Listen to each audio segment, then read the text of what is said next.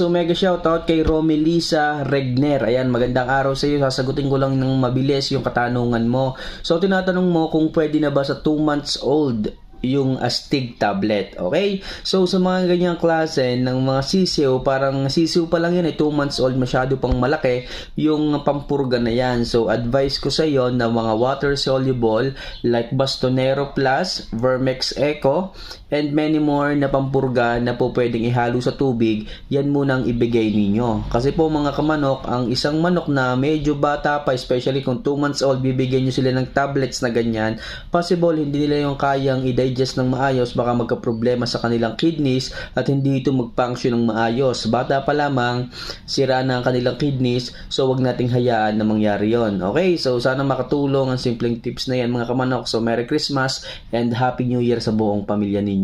Okay, so thank you and see you for our next vlog.